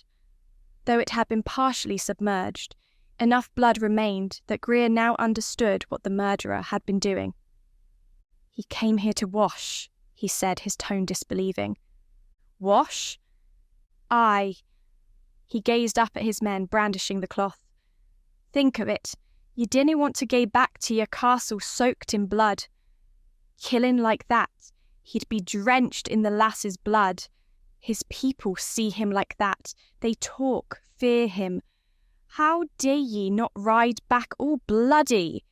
But his clothes would be wet, and ye canna get blood out that easy." Greer nodded grimly. "He kills them while he's naked." The clansmen's jaws both dropped. "Nay, Laird, that canna be true." "Strips himself afore he slaughters them," Greer continued, staring at the cloth. "Walks here to his horse, washes with this, then dresses himself to ride home. No one be suspicious o' their laird then." "That'd be sick." "Aye, but this isna proof it be the Earl of Primshire." Mounting back up, Greer and the two clansmen followed the hoof prints further south, discovering they led straight to the Primshire estates. Sitting in his saddle, staring at the distant castle, almost invisible under the lowering grey clouds, Greer knew the tracks leading were not evidence enough that it was the Earl himself who killed the women, though he knew deep in his gut that it was. "It could be a lord in his household," Greer muttered. "A soldier, even. We must ha' proof it be him." Reining his horse around, Greer and his clansmen rode north, back into Scotland and toward home. Asterisk, asterisk, asterisk. Riding into the castle bailey, deep in his thoughts about finding the murderer, he was both surprised and delighted to find Myra there awaiting him. Dusk had fallen, and she carried a tallow candle that illuminated her beautiful face. Around her slender waist was a simple leather belt, and the dagger she'd won from Jared in a sheath at her hip. Only a few grooms were present to take his horse, as the rest of the castle occupants were headed indoors for supper. Dismounting, he grinned down at her. "Ah, lass, ye be a goodly sight for these troubled eyes." Myra stepped closer to him. Was it bad?" Nodding, his grin fading, he replied, "Aye, 'twas. That poor girl," Myra bowed her head. "This is just terrible." "I didn't want to press ye, Myra," Greer said softly. "Please tell me what happened to ye." "It's not important," she replied with a tearful sniff, gazing up at him with a smile that trembled.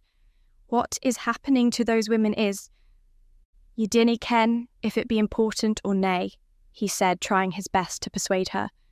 "For all we ken, ye be the only lass that's been attacked and survived." For a long moment he thought he had won, that she would tell him who had hit her in an attempt to kill her, then left her for dead. Myra shook her head, her hair tumbling around her shoulders. "I cannot. It brings back the horror, the terror. I cannot relive it, Greer. Please understand." Greer nodded and tucked her under his arm to head into the castle. "When ye be ready, I'll be here ready to listen." As the vulnerable women of the southernmost villages trickled in under the guard of armed clansmen over the next few days, Greer found himself too busy to spend much time with Myra. She did her best to help find places in the barns and sheds inside the bailey for the women to stay in, creating comfortable pallets under shelter. Other rooms in the castle were filled to overflowing, as was the closest village, with hundreds of young lasses. Around the age the killer targeted were brought in for their safety. Her sent to other villages north for provisions to help feed the hungry, extra mouths. Thus, Greer spent much time directing the wagons for unloading food into storerooms. All the castles and the village's occupants helped to make the women as comfortable as possible. The lasses themselves promised to work in exchange for their protection, and Kerr, with Fiona's help, found them duties to perform. Finding Myra in one of the barns creating a soft pallet in a stall, whose previous occupant had been evicted to the pastures, Greer beckoned to her. Smiling, Myra obeyed, glancing curiously from him to the golden-haired lass at his side. "Myra," he said, "this be Idina. She'll be happy to be your personal maid." Myra's smile slowly faded. "Well, I'm pleased to meet you, Idina, but I really don't need a maid." "Ah, lass," Greer replied, "she'll look after ye, and Idina be needing a place to stay as well as work.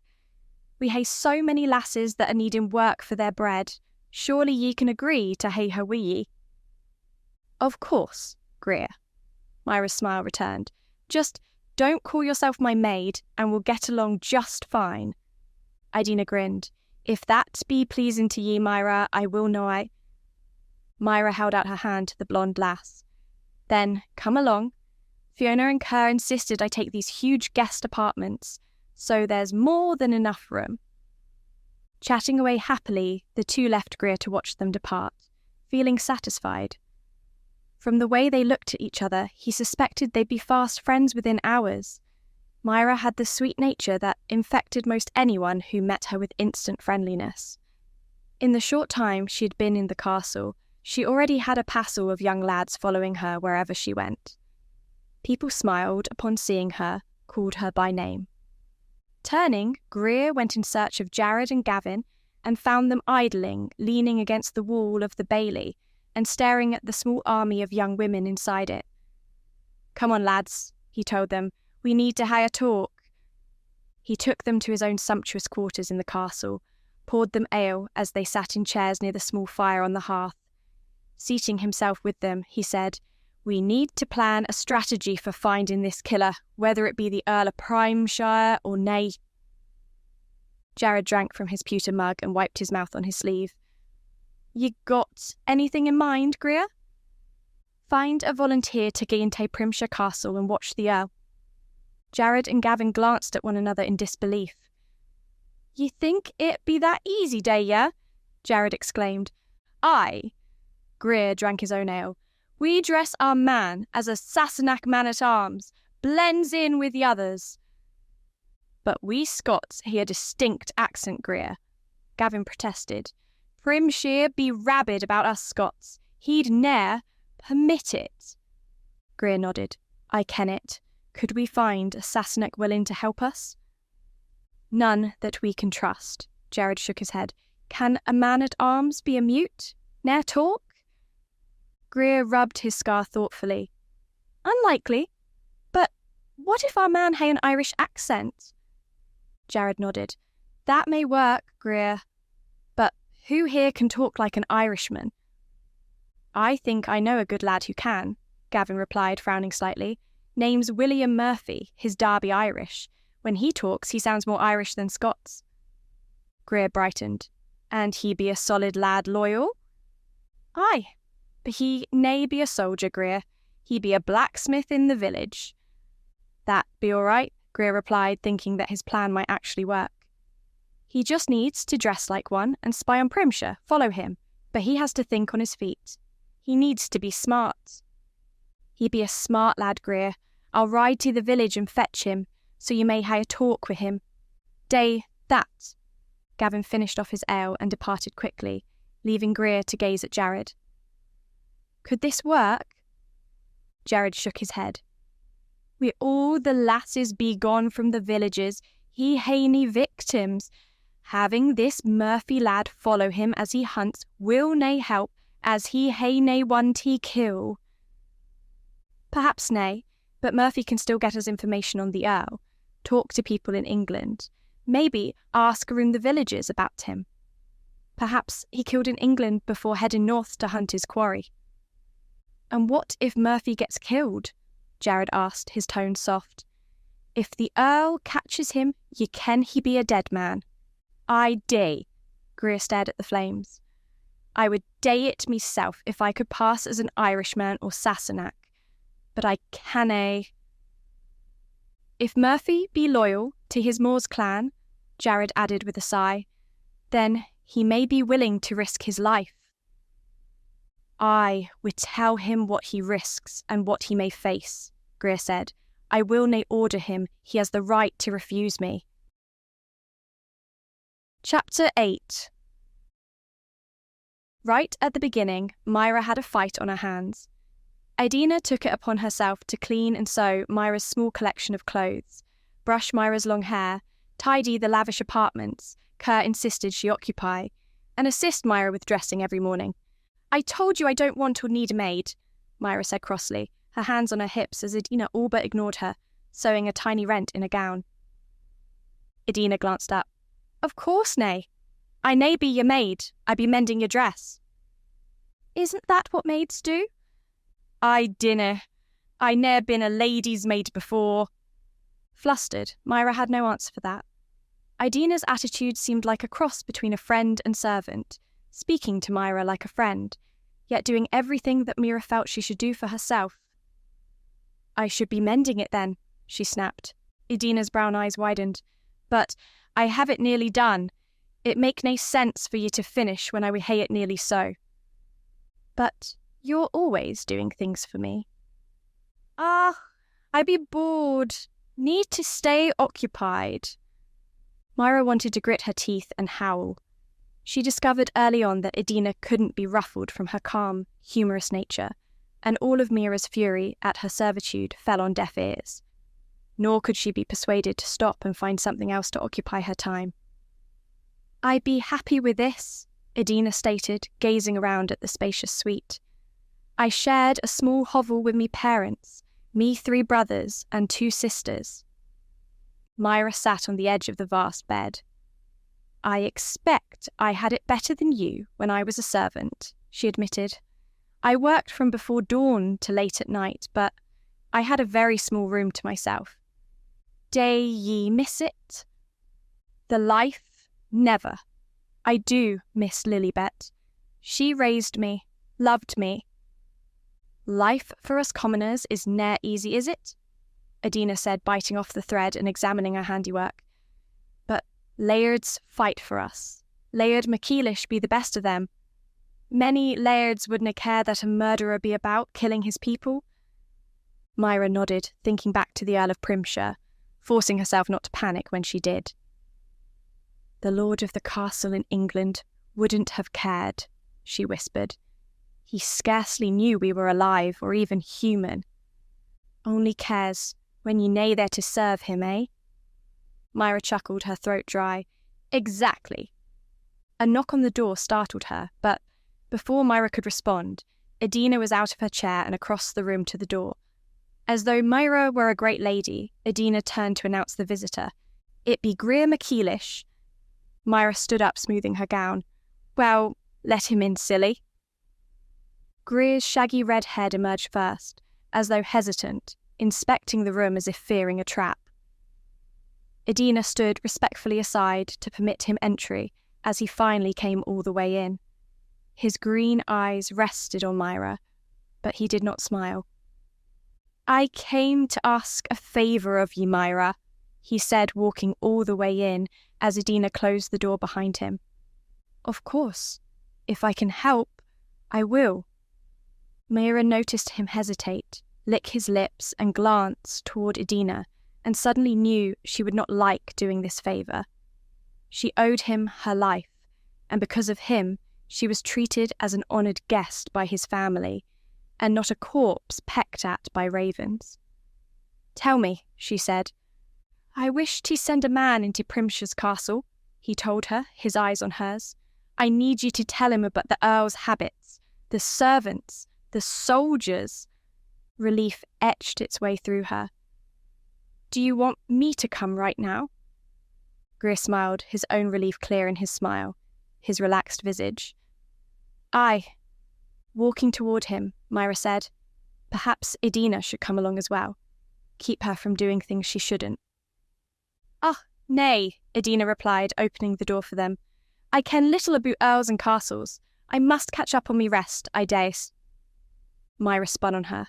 "Then rest, and for heaven's sake, I do not need another dress mended or the bloody rooms cleaned again. Leave me with something to do, will you?" Edina smiled easily. "I might perhaps permit you to trim your nails." Myra stalked out the door with a long, drawn-out groan. "This is your fault," she snarled under her breath as the door closed gently behind Greer and herself. "Me?" Greer asked as he strode beside her down the corridor. "What did I do?" "You told her to be my maid, when I expressly told you I didn't want one." "Ah, that. Well, I think she'd be good for you now." "Dinna you like her?" Myra spun on him.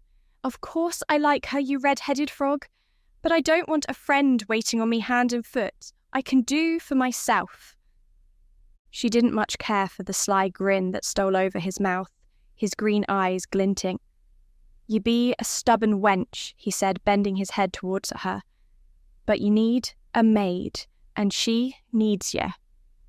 Myra felt his lips close over hers, a soft kiss that sent a sweet thrill running through her. She leaned into his mouth, savouring her first kiss, feeling his affection for her, her sensations reeling from the force of her own emotions. A half-thought, "Is this love?" traipsed through her mind as he withdrew his mouth from hers. Myra promptly slapped him across his cheek. Greer straightened with a yelp. "What ye day that for?" he asked, rubbing his skin. "I ken ye liked it. I ken ye did." "Never kiss me when I'm angry," she snapped, "and right now I'm furious." "I expect I will ken better next time," he replied, his grin returning. "Will ye accompany me to me chambers? Gerard, Gavin and me to be waiting. Perhaps I should have a chaperone. Mim'll be on her way." Fiona had gotten there ahead of them and sat primly in a chair beside Kerr, with Gavin and Gerard seated nearby. Myra discovered the only stranger was a stout, heavy-set man wearing the quilted leather surcoat, sword belt, sword, dagger, leggings, and stout boots of an English man-at-arms. He seemed uncomfortable in his attire, yet proud at the same time. "Myra," Greer said, "this be William Murphy. He have agreed to go to the Primshire Castle and learn about the Earl. Will you tell him what you can?" Myra nodded, taking a oiled chair next to Fiona. "What do you need to know?" For the next 2 hours, she answered questions about the Earl's habits, his temperament, his soldiers, the layout of the castle, his seneschal, Lord Avery, the village and the villagers. "Had there been any mysterious killings in the village?" Kerr asked her at one point. Myra thought back, remembering. "Yes, there was. Lord Platt, the son of the Earl, now the current Earl, discovered the body of a girl he claimed was torn apart by wolves. Yet, no one at the castle or village had heard of any wolves in the area. And, well, they said wolves don't do things like that. It's not in their nature." She watched as Greer and Gerard exchanged a significant glance. "It was about 10 years ago, I think," she went on. "I was just a child, and Lord Platt only 5 or 6 years older. The old Earl kept his son in confinement for years, but I hardly knew what that meant. I was just learning my duties and hardly knew what went on in the castle. The old Earl died, a year ago?" Kerr commented, glancing around. "The killing started not long after," Greer replied. "First, alas, every other month, until now at least one death a week. He's speeding up, Gavin said. I hadn't thought about that dead girl in years, Myra mused. I used to be terrified the wolves would enter my room and kill me, but over time, it passed. I had almost forgotten it until now. Kerr nodded, his expression tight. It seems our killer be the new Earl.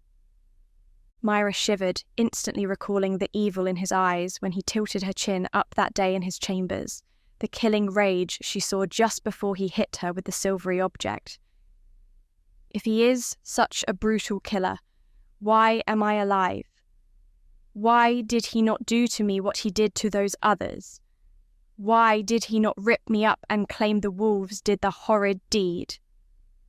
Unable to answer those questions, Myra glanced up to find every eye in the room on her. They gazed at her, with emotions ranging from sympathy to fascination, forcing her to retreat in the only way she knew how. Trying to hide from their regard, she hunched her shoulders, bowing her head, her wealth of hair obscuring her face, the servant once more. Be easy, child, Fiona said, her voice soothing, her hand on Myra's. Ye be safe here. We love ye, say we day. Aye, Kerr added, offering her a kind smile. Ye be aiding us in catching a killer, Myra. Greer rested his hand on her shoulder, forcing her attention to him. And I thank ye for facing what frightens ye most on our behalf. I refuse to face him. I cannot, for he frightens me to death. I will die from fear. Myra feigned a smile and a quick nod. Thank you, she whispered. Do we have enough information to send William Owen his way? Kerr asked, glancing round. William, do you have any questions for Myra? The stout man shook his head. In a brogue that reminded Myra painfully of Lilibet, he replied, Nay, Laird, I be ready. Greer leaned forward. Ye be risking your life, William, he said, his tone earnest. Ye can refuse, ye hae the choice. William Murphy gazed back at him calmly. One of the girls killed were me cousin Laird. I would gie, and happy tay. Kerr nodded. I would gie ye a horse, ride out come dawn, mingle with Primshire's men-at-arms like ye belong there. Ye just been hired, see? William nodded. I would nae fail ye, lad. Airy third night, Greer told him, I would be waiting in a small valley atween 3 hills. It be about a mile from the castle. Meet me there and gie me what news ye can. I will. If you feel your life be in danger, Kerr added, ye run. It may be cowardly, lad. We need you safe. William bowed his head. I will Laird as ye command. Myra sat silent as William, Kerr, Gerard and Gavin rose and filed out of the room. He'll be all right. The Lord does not know faces, only sees numbers. He will not see the spy among them. Though she convinced herself of that, she knew William Murphy now rode into terrible danger. Asterisk, asterisk, asterisk. Unable to sleep that night, Myra tossed and turned in the wide, soft bed, feeling at first hot, then cold. When she did catch some sleep, nightmares haunted her, the Earl's icy eyes staring into her own, the evil in them jolting her awake. Sitting up, sweat dripping from her cheeks, she gazed out the window at the moon's half-light. It had already begun its descent into the west, the stars above informing her hours would yet pass before the sun rose. In the other room, she heard Edina's light snores drifting to her from just on the other side of the wall. Rising, she padded across the room to the window and leaned against the sill to stare out. If she glanced up and to her right, she could see the dim shadows of the guards on the parapets, pacing off their rounds. Knowing that they, and 100 others like them, stood between her and the rampaging Earl did little to ease her fears. You need your rest. Myra didn't turn at the sound of Edina's voice, not even surprised that the blonde girl woke. I cannot, tonight. She heard the girl's light footfalls on the rugs, then felt her hand on the small of her back. You fear him? Her mouth dry, unable to speak. Myra nodded. He be as evil as the devil himself. Edina murmured from beside her.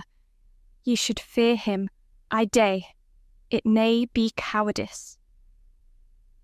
I should be dead, Myra whispered. By rights, I should be dead, like them. Dinna think that way? Edina's voice hardened. Be grateful ye be alive. Ye can still fight him. Myra turned her head to gaze into Edina's eyes. I don't know how. Dinna let him into your heart. Dinna let him hae control. Know that he be the coward, killing only women that canna fight back. Remember that he failed to kill ye. Edina poked her finger into Myra's chest. Ye be stronger, braver than he, Myra. Ye be a true warrior. Remember this. Myra stared out the window at the stars. I'm just a servant girl. Aye, Edina agreed, if that be what you tell yourself. I can be a warrior? If ye wish to be. Edina's right. He failed in killing me. He can be weak if I can be strong. If I can be stronger than he is, I can defeat him. Greer will teach me to fight, Myra went on, staring up. I will be a warrior, and only your fears will hold you back. Are you afraid, Edina? Nay, nay any longer. Groping for the other girl's hand, Myra clasped it. We will be fearless and strong together, you and me. Chapter 9. 3 nights later, Greer, Jared and Gavin sat in the hiding spot where the hills conjoined, waiting for William's first report. Gavin lay on his belly on the hilltop, watching and listening for anyone arriving on horse or on foot. At last, when Greer feared the worst, Gavin leaped and jumped back down the hill to land near Greer. He be coming, he said. I saw him. Sure enough, his hand on the hilt of his sword, William rounded the base of the hill and saluted Greer. Laird, I ha' begun to fear for ye, lad, Greer said, his hand on William's shoulder. Hae ye any news for me? Nay say much as the evidence ye need, William replied, but his lordship's soldiers live in terror of him. Greer sucked in his breath. They day indeed. Aye, the castle servants dinna see him, and the butler and head housekeeper keep them from kenning too much. The men-at-arms be chosen to ride with him, fear he may turn on them, and slay them where they stand. Hae he killed any? William nodded. He did, a month back, tied the poor bugger to a stake, and ordered the others to shoot him full of arrows, for nae reason they can He day like to kill, Jared commented. Any rumours or talk of him stalking and slaying Scottish women? Nay, nay that I ha' heard, but he be full of venom toward the Scots. It be told that Laird Pratt be kidnapped as a wee lad, beaten a little, frightened out o' his mind. He were recovered by his da, and he grew up blaming the Scots. But nae evidence were found that any Scot did the deed. There be his hatred of Scots, Greer said with a sigh. Are ye at risk in there, William? Nay, his men-at-arms desert, then others come to take their place, more coming and going than a tavern. Good. And your Irish accent be passable? William's teeth shone under the light of the stars as he grinned. Aye, I be asked where in Ireland I be from. Greer chuckled. Just keep your head low and your eyes and ears open. If Primshire day ride out at night, try to follow him. See what he is up to. I will when I can, Laird. I often had guard duty o' nights. This night I be off, fortunately. If ye hae duty when ye be needed to meet me, Greer said, his tone thoughtful, ride out here and stack 3 stones. That way we ken ye be safe and canny meet us. I will. Now, get Owen back afore ye be missed, William. William offered him a quick salute, then trod quickly around the base of the hill and disappeared. Though it was late in the evening, Greer decided it was too risky for themselves and for William to remain in England, even in this secluded spot. Tightening loosened girths, the three of them mounted up and rode north to Scotland. The eastern horizon over the rolling moors had tinged pink as Greer, Jared and Gavin clattered into the bailey of the MacEilish Clan's castle. Both Greer and Jared yawned continuously, while Gavin rode slumped in his saddle, all three exhausted. Turning his horse over to the grooms, who had just awakened to begin their day's work, he pondered a quick bite in the kitchen and then a nap for a few hours in his chambers. That plan died in infancy, however. No sooner had he entered the castle proper when his father's close friend and cousin Leith trotted across the main hall towards him. "Thank God ye be back, lad," he said, his breath hurried. "You'd be taken ill." Fear sank into Greer's gut like a sword blade. "Ill? What happened? To be strong as a bull?" "I ken." Leith took his arm to hustle him up the stairs toward the upper levels of the castle, where the apartments where Greer's parents resided. "He fell ill shortly after dining last night," Leith told him as they took the stairs two at a time. "Your Moor and the Sassenach lass be with him all night." "What is wrong, exactly?" "Fever, chills, he vomited up his meal, but none since. Very weak." Greer stopped at the door to his parents' chambers, his hand on Leith's arm. "Could he be poisoned, Leith?" Leith grimaced, dragging his hands through his short, dark hair. I be thinking it, Greer, as day your more."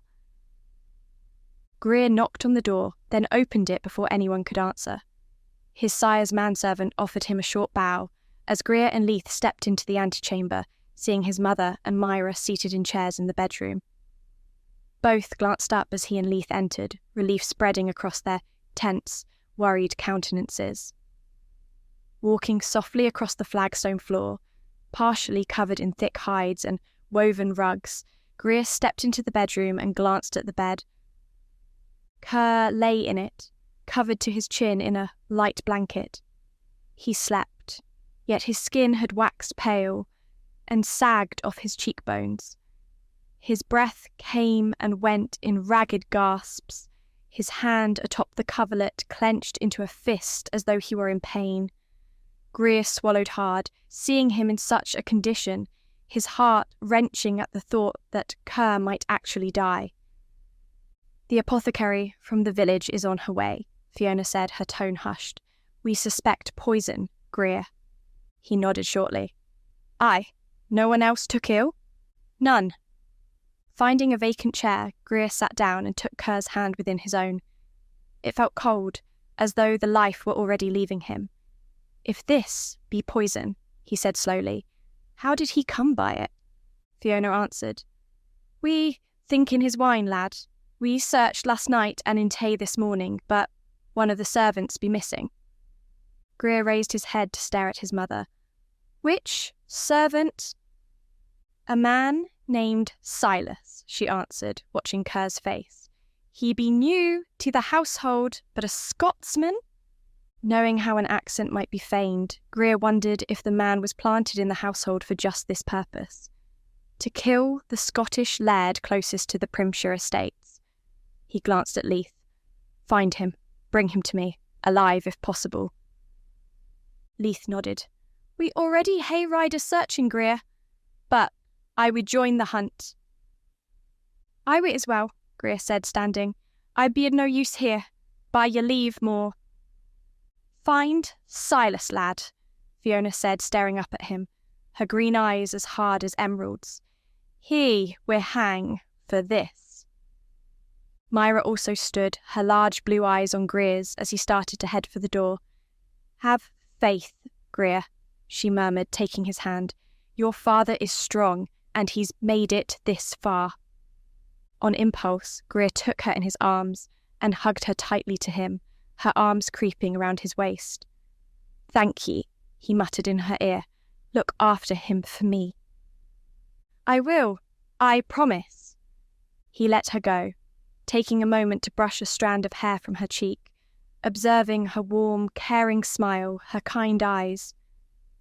After briefly touching her moist lips with his own, he strode quickly from the room.